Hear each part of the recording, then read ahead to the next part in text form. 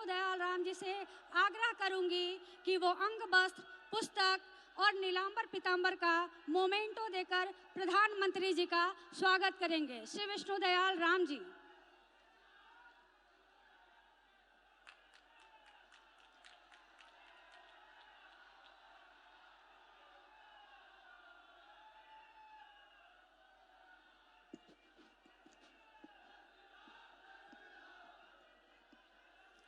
मोदी जी को जय श्री राम। मोदी जी को जय श्री राम। मोदी जी को जय श्री राम। स्वागत के ही श्रृंखला में आगे श्री आलोक चौरसिया और भानु प्रताप शाही जी से आग्रह करूंगी कि वो राधा कृष्ण का मोमेंटो देकर प्रधानमंत्री जी का स्वागत करेंगे।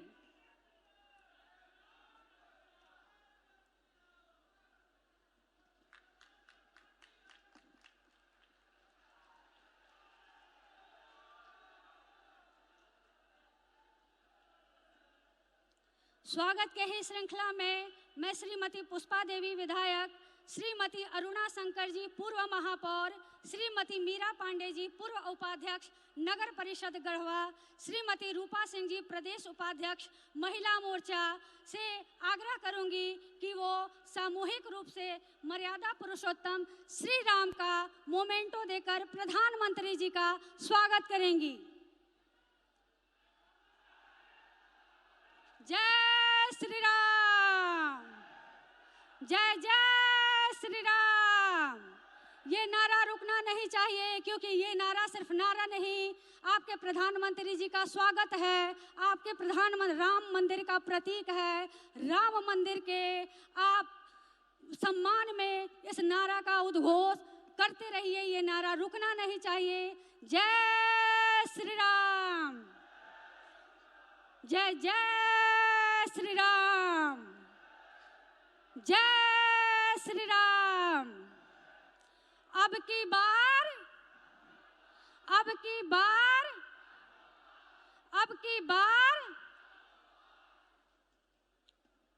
कार्यक्रम की अगली कड़ी में मैं माननीय प्रधानमंत्री जी को अवगत कराना चाहूंगी कि इसी पलामू प्रमंडल की धरती भवनाथपुर विधानसभा नगर उटारी में 32 मन सोने की मूर्ति स्थापित राधा कृष्ण का मंदिर है और मैं उसी नगरी से हूँ। मैं भवनाथपुर विधानसभा की जनता की ओर से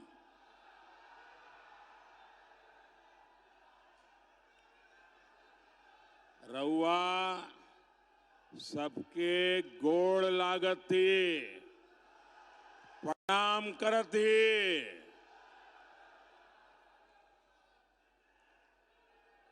ऐसा लग रहा है आपने जेएमएम और कांग्रेस को दिन में ही तारे दिखा दिए।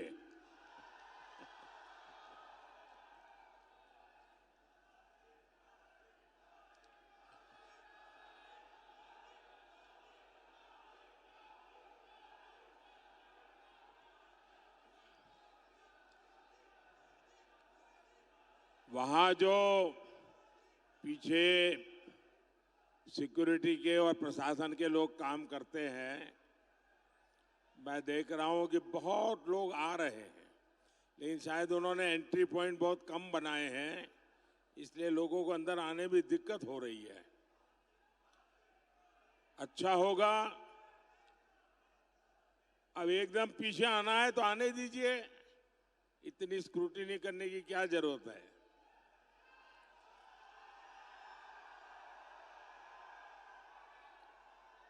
बहुत बड़ी मात्रा में हुजूम का हुजूम आ रहा है।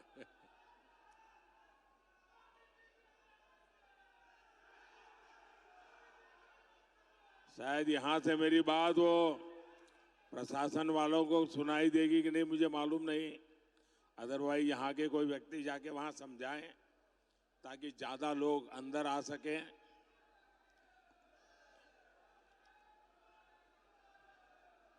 वैसे भी ये पंडाल छोटा पड़ गया है।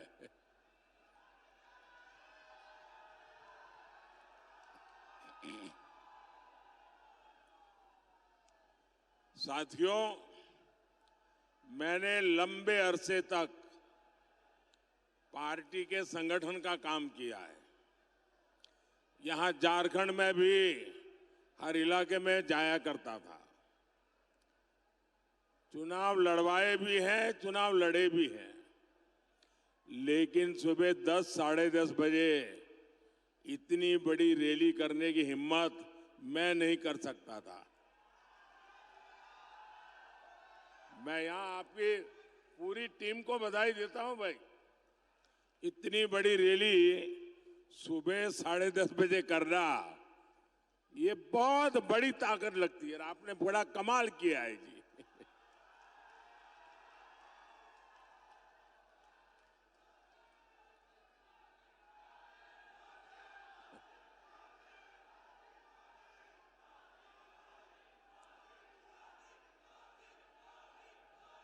ये धरती शहीद नीलांबर पीतांबर की धरती है। मैं इस धरती को प्रणाम करते हुए इतनी बड़ी रैली, इतनी बड़ी संख्या में माताएं बहनें, आपका ये आशीर्वाद, आपका ये प्यार मैं कभी नहीं भूल सकता हूं।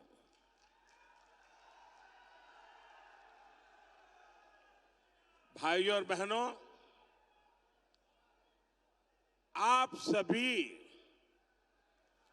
अपने एक वोट के महत्व को बहुत अच्छी तरह जानते हैं। 2014 में आपके एक वोट ने ऐसा काम किया कि पूरी दुनिया भारत के लोकतंत्र की ताकत को सलाम करने लग गई थी। आपने 2014 में अपने एक वोट से कांग्रेस की महाभ्रष्ट सरकार को हटा दिया था। आपके एक वोट ने बीजेपी एनडीए की सरकार बनाई और आपके इस एक वोट की ताकत का परिणाम क्या हुआ? आज भारत का पूरी दुनिया में डंका बज रहा है।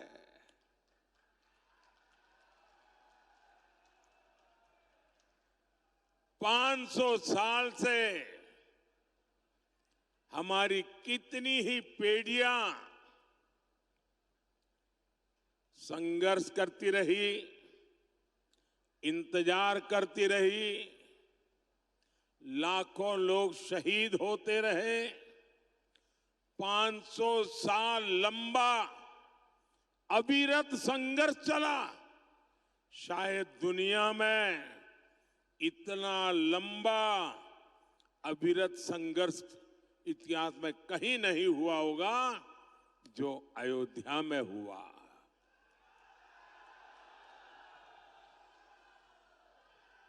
आपके वोट की ताकत देखिए, आपके वोट की ताकत देखिए।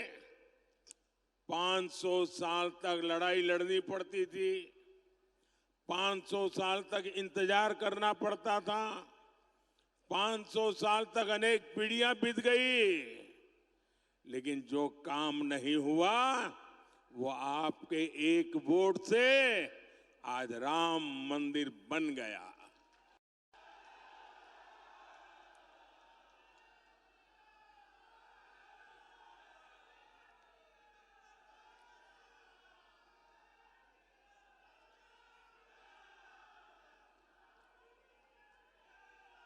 देश आजाद हुआ, जम्मू कश्मीर में आए दिन खतरे की घंटी बजती रहती थी। जम्मू कश्मीर का क्या होगा, चिंता रहती थी। बम धमाके, गोला बारूद कश्मीर से वही सुनाई देता था। आपके एक वोट की ताकत देखिए। आपने जम्मू कश्मीर देखा भी नहीं होगा, लेकिन आपके वोट की ताकत देखिए। जो 370 की दीवार थी, आपके इस वोट ने 370 की 370 की उस दीवार को जमीन दोस्त करके जमीन में गाड़ दिया।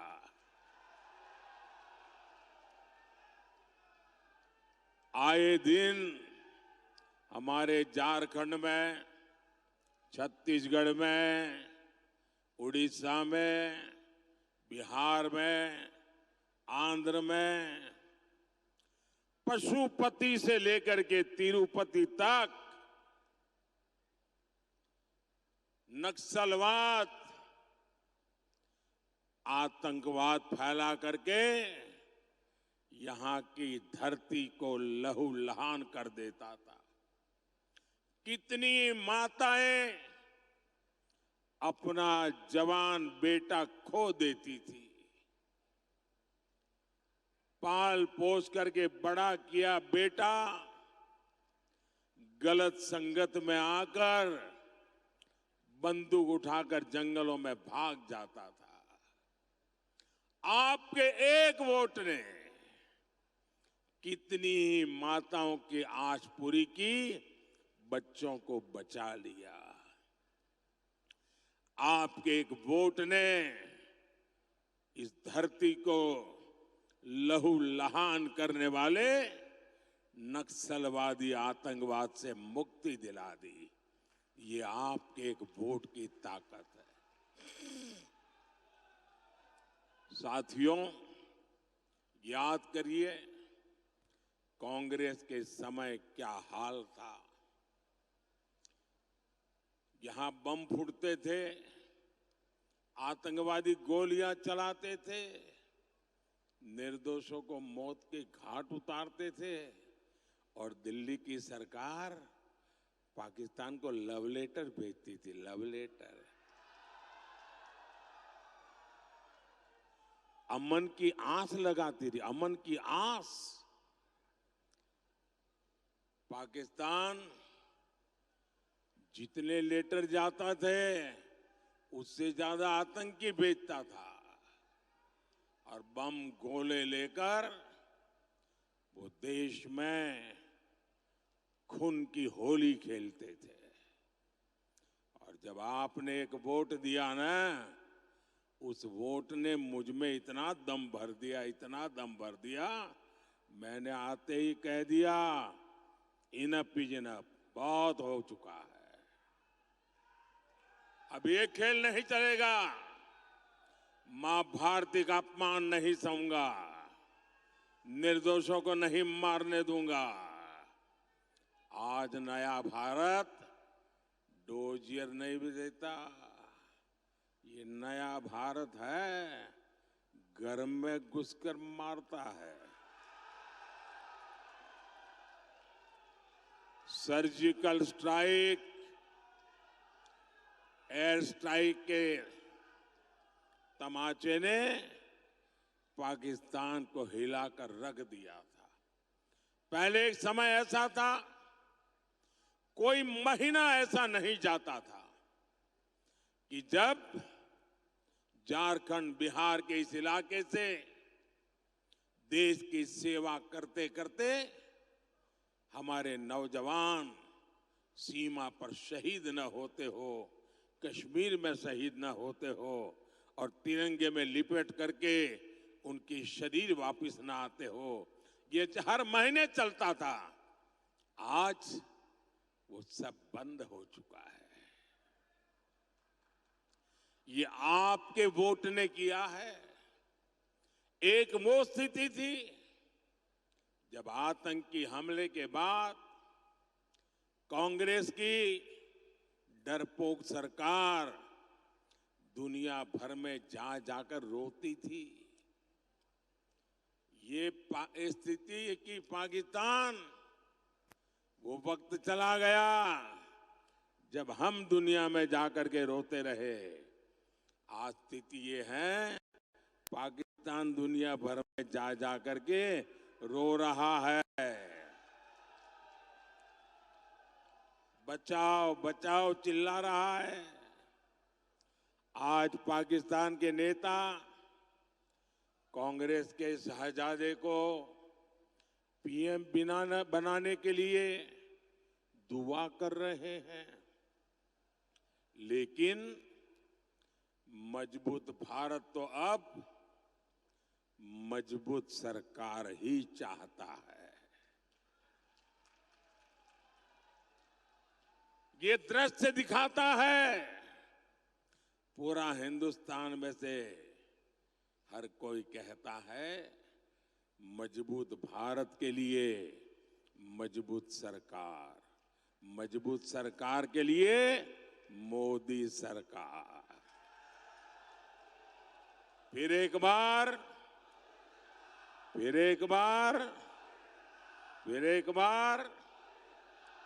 भाइयों और बहनों, मुझे सीएम और पीएम के रूप में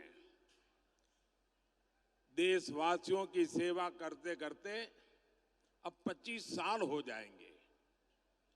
आपके आशीर्वाद से 25 साल हो गए। मोदी पर एक पैसे का घोटाले का आरोप नहीं लगा है।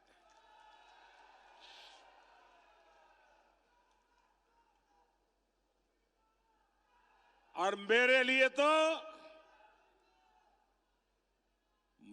तो मेरी ये मां बहनें बैठी है ना, उनकी दुआ उनके आशीर्वाद ही मेरे लिए बहुत है, काफी है। मुझे जीवन में और किसी की जरूरत नहीं है जी। मैं आज भी पद, प्रतिष्ठा, सुख, समृद्धि इन सब से दूर वैसा ही हूं जैसा आपने मुझे यहां भेजा था। मोदी मौज नहीं, मिशन के लिए पैदा हुआ है। जेएमएम कांग्रेस के नेताओं ने भ्रष्टाचार से अपार धन संपदा खड़ी की है। मेरे पास अपनी साइकिल भी नहीं है, न मेरा घर है। साथियों, संपत्ति हो, राजनीति हो, सब कुछ ये अपने अपने बच्चों के लिए अर्जित कर रहे हैं। ये उनके लिए विरासत में ढेर सारी काली कमाई छोड़कर जाएंगे। लेकिन मोदी को किसके लिए छोड़ना है भाई? आगे कुछ रखा ही नहीं है, पीछे भी कुछ रखा नहीं है।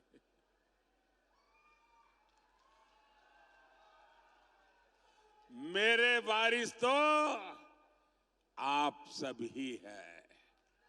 आपके बच्चे, आपके नाती पोते, यही मेरे वारिस है।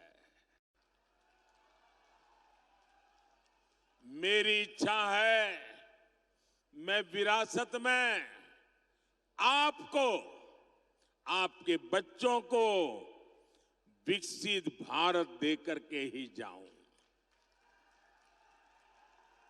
ताकि आपको कभी मुसीबत भरी जिंदगी जीने की नौबत ना आए, आपका अच्छा जीवन हो, आपको वो सब न देखना पड़े जो मेरे जैसे परिवार जो मैंने कभी देखा था, मेरे जैसे लाखों करोड़ों परिवारों ने देखा है। मैं वो स्थितियों से देश को मुक्ति दिलाना चाहता हूं। भाइयों बहनों, मेरे जीवन को आप भली भांति जानते हैं। मैं गरीबी का जीवन जीकर आया हूं। मैंने गरीबी को जिया है। गरीब की जिंदगी कितनी तकलीफ वाली होती है ना, उससे मैं गुजरते गुजरते यहां आया हूं।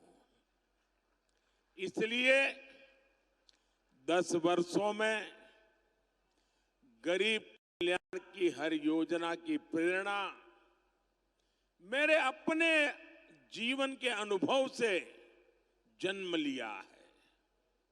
जब आज मैं लाभार्थियों से मिलता हूं तो खुशी के मारे मेरी आंख में से आंसू निकल आते हैं। और ये आंसू वही समझ सकता है जिसने गरीबी देखी हो, जिसने कष्ट में जीवन गुजारा हो, जिसने मां को धुएं में खांसते देखा नहीं, उसको ये आंसू कभी भी समझ नहीं आ सकते। जिसने अपना पेट बांधकर मां को सोते नहीं देखा, जिसने लोटा भर पानी पीकर मां को भूख मिटाते नहीं देखा, जिसने अपनी बीमारी को छिपाते नहीं देखा, शौचालय के अभाव में पीड़ा और अपमान सहती मां को नहीं देखा, वो मोदी के इन आंसुओं का मर्म नहीं समझेगा। लेकिन भाइयों और बहनों, ये कांग्रेस के साजिदे मोदी के आंसुओं में अपनी खुशी ढूंढ रहे हैं। कहते हैं मोदी के आंसू अच्छे लगते हैं। ये निराश हताश लोग अब इतने कुंठित हो गए हैं। एक कहावत है, जाके जाके पांव न फटे बिवाई, जाके पांव न फटे बिवाई, सो क्या जाने पीर पराई। कांग्रेस के शाहजादे की हालत वही है।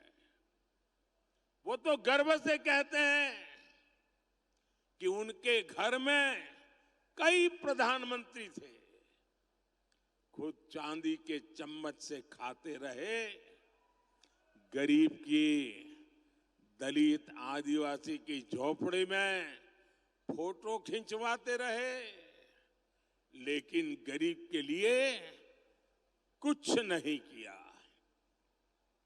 मोदी के 10 साल के सेवा काल में 25 करोड़ देशवासी गरीबी से बाहर निकले हैं। इसलिए वो आज भाजपा को आशीर्वाद दे रहे हैं। यही मेरे गरीब भाई बहन है, उन्हीं के आशीर्वाद, यही तो मेरी शक्ति है, यही तो मेरी पूंजी है। साथियों, कांग्रेस ने, उसके सहयोगियों ने पलामू को भी तो अपने हाल पर छोड़ दिया था। दिल्ली में बैठे इनके नेताओं को नक्शा दिखाकर पूछ लीजिए कि पलामू कहां है तो पता ही नहीं होगा। ऐसे ही जिलों में देश के सबसे ज्यादा दलित, आदिवासी, पिछड़े ये मेरे भाई बहन रहते हैं, लेकिन इसकी उन्हें परवाह ही नहीं थी। ऊपर से ऐसे जिलों को पिछड़ा जिला कहकर पलामू को अपमानित किया जाता था। ये तो बैकवर्ड डिस्ट्रिक्ट है, बैकवर्ड डिस्ट्रिक्ट, यानी कोई अच्छा अफसर यहां आने को तैयार नहीं। ये हाल बना के रखा। आपने मुझे 2014 में सेवा का मौका दिया। मैंने कहा ऐसे नहीं चलेगा।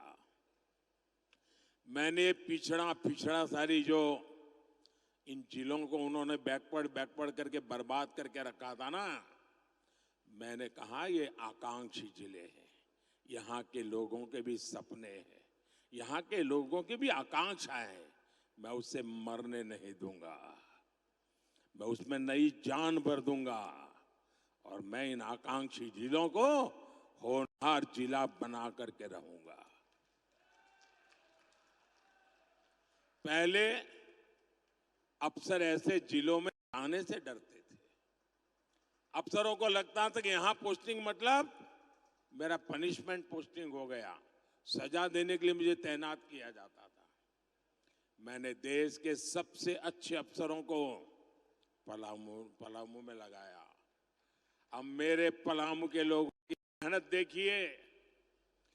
पलामू में आकांक्षी जिला कार्यक्रम से शुरू होने से पहले और अब आसमान जमीन का फर्क आ गया है।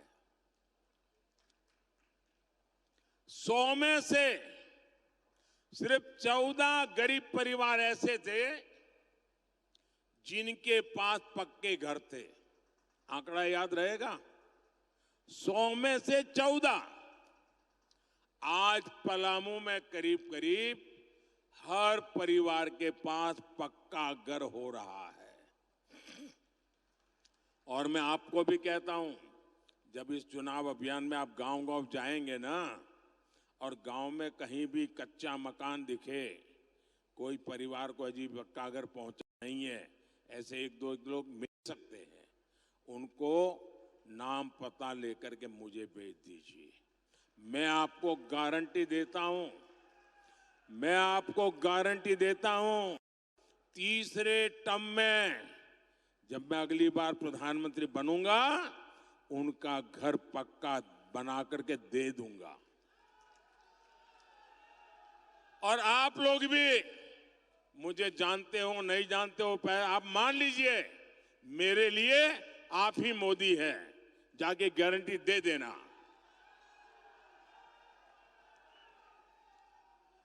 आकांक्षी जिला, ये कार्यक्रम शुरू होने से पहले यहां 100 में से 80 परिवार अंधेरे में रहने के लिए मजबूर थे।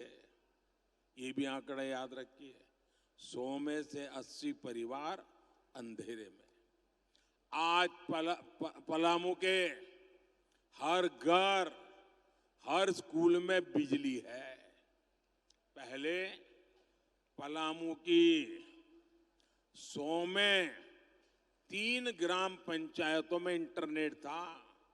आज यहां हर गांव डिजिटल क्रांति का हिस्सा है। ये सब मोदी ने किसके लिए किया भाई? ये मोदी किसके लिए मेहनत करता है? किसके लिए करता है? किसके लिए करता है? ये मुझे संतोष हो रहा है कि मैं आपकी इस प्रकार से सेवा कर रहा हूं। ये मैं आपके बच्चों के लिए कर रहा हूं, मैं ये आपके उज्जवल भविष्य के लिए कर रहा हूं। और भाइयों बहनों, आज मैं पलामू को बधाई देने के साथ ही आपको सतर्क करने भी आया हूं। मोदी यहां रोजगार बढ़ाना चाहता है। मोदी आपके जीवन में खुशहाली लाना चाहता है, लेकिन कांग्रेस वालों की नजर आपकी जायदाद पर पड़ गई है। कांग्रेस हो या जेएमएम हो, उनको और कुछ नजर ही नहीं आता है। और ये कांग्रेस ने अभी अपना मैनिफेस्टो निकाला है और बेईमानी देखिए, वो कह रहे हैं कि वो आपका एक्सरे करेंगे। एक्सरे,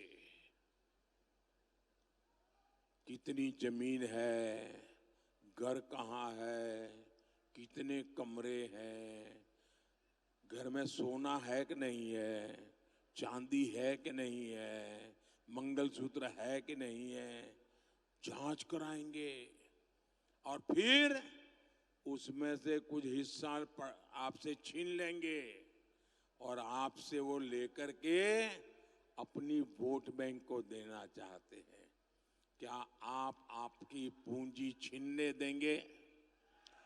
किसी भी सरकार को आपकी पूंजी लेने देंगे? आपकी मेहनत की कमाई, बचाई हुई कमाई किसी को देने देंगे? आपके पूर्वजों ने जो दिया है वो किसी को देने देंगे? ये आपकी कमाई का, आपकी फसल का, आपके बंधन का हिस्सा भी हड़प लेना चाहते हैं। साथियों, कांग्रेस और इंडी गठबंधन ने एक और खतरनाक बात कही है। ये लोग अब एससी, एसटी, ओबीसी का आरक्षण छीन लेना चाहते हैं। जब हमारा संविधान बन रहा था, तब संविधान निर्माताओं ने मिलकर तभी एक बात तय की थी और ये पक्का हो गया था, सही सिक्के हो गए थे कि भारत में कभी भी धर्म के आधार पर आरक्षण नहीं दिया जाएगा। लेकिन अब ये कांग्रेस और उनके चट्टे बट्टे ये जेएमएम और आरजेडी साहब, ये आदिवासियों का, पिछड़ों का, दलितों का आरक्षण में डाका डालकर, आरक्षण में से कुछ हिस्सा छीन करके ये धर्म के आधार पर संविधान बदल करके मुसलमानों को देना चाहती है। और कांग्रेस चिल्ला चिल्ला कर बोल रही है और ये आरजेडी जेएमएम वाले जवाब भी नहीं दे रहे। वो कांग्रेस के इस ऐलान पर मौन सहमति दे रहे हैं। क्या आप अपने आरक्षण के हक को जाने देंगे? क्या आप अपने आरक्षण के हक को जाने देंगे? क्या बाबा साहब आंबेडकर ने दिया है उसको छीनने देंगे? क्या मेरे आदिवासी भाई बहन, मेरे दलित भाई बहन, मेरे पिछड़े भाई बहन, आप लिख के रखिए, ये मेरी गारंटी है कि जब तक मोदी जिंदा है, जब तक मोदी जिंदा है, दलितों के, आदिवासियों के, पिछड़ों के आरक्षण में से रत्ती भर मैं धर्म के आधार पर उनकी वोट बैंक को नहीं देने दूंगा। मैं संविधान पर कोई भी छेड़छाड़ नहीं करने दूंगा। साथियों, भाजपा ने, एनडीए ने हमेशा आदिवासी हितों को सर्वोपरि रखा है। ये मेरा सौभाग्य है कि मैं देश का, ये मेरा सौभाग्य है कि मैं देश का पहला प्रधानमंत्री हूं जो उल्हातू गया, भगवान बिरसा मुंडा के गांव गया। साल 2025 भगवान बिरसा मुंडा का 150वां जन्म जयंती वर्ष है। मोदी ने तय किया है मेरे तीसरे प्रधानमंत्री के कार्यकाल के दरमियान हमारे बिरसा मुंडा जी के 150वीं जयंती हिंदुस्तान के हर कोने में शान से मनाई जाएगी। बिरसा मुंडा का जन्म, उस जन्म दिवस को जनजातीय गौरव दिवस मनाते हैं। 150 साल निमित्त जनजातीय गौरव वर्ष के रूप में मनाया जाएगा। भगवान बिरसा मुंडा की प्रेरणा से ही मैंने 24,000 करोड़ रुपए की पीएम जन योजना शुरू की। इसका लाभ आदिवासियों में भी जो सबसे पिछड़ी जनजातियां हैं उन्हें होगा। भाइयों और बहनों, बीते 10 साल में मोदी ने आपको पक्का घर दिया है, बिजली, गैस, पानी दिया है। मोदी का तीसरा कार्यकाल शुरू होने दीजिए। जिन जिन लोगों को अब तक मोदी की योजनाओं का लाभ नहीं मिल पाया है, उन्हें भी इसका लाभ मिलेगा और ये मोदी की गारंटी है। साथियों, एनडीए सबका साथ, सबका विकास के लिए प्रतिबद्ध है।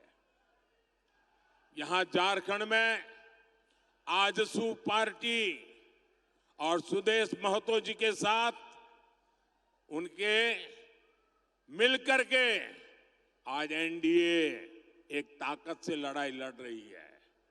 आपको पलामू से हमारे विष्णु दयाल राम जी को ज्यादा से ज्यादा मतों से विजयी बनाना है।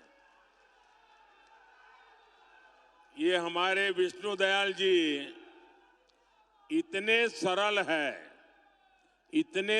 है कि पार्लियामेंट में जब किसी को मैं उनका परिचय करवाता हूं कि डीजीपी थे तो मानने को तैयार नहीं है। एकदम सरल, जमीन पर रह करके सुख दुख के साथी ऐसे आपके उम्मीदवार हैं। देश को ऐसे लोगों की जरूरत है। 13 मई को आपको अपना बूथ जीतना है। जीतेंगे? पोलिंग बूथ जीतेंगे? मुझे चुनाव तो जीतना है, पोलिंग बूथ भी जीतना है। आप घर घर जाएंगे? जरा दोनों हाथ ऊपर करके बताइए, घर घर जाएंगे, मतदाताओं को मिलेंगे। अच्छा, पोलिंग के दिन छोटी छोटी यात्राएं निकाल करके मतदान करवाइए। रामधुन करते करते जाइए, उत्सव का माहौल बनाइए और भारी संख्या में मतदान कराइए। कितनी ही गर्मी क्यों ना हो, पहले मतदान फिर जलपान। अच्छा, मेरा एक काम करेंगे,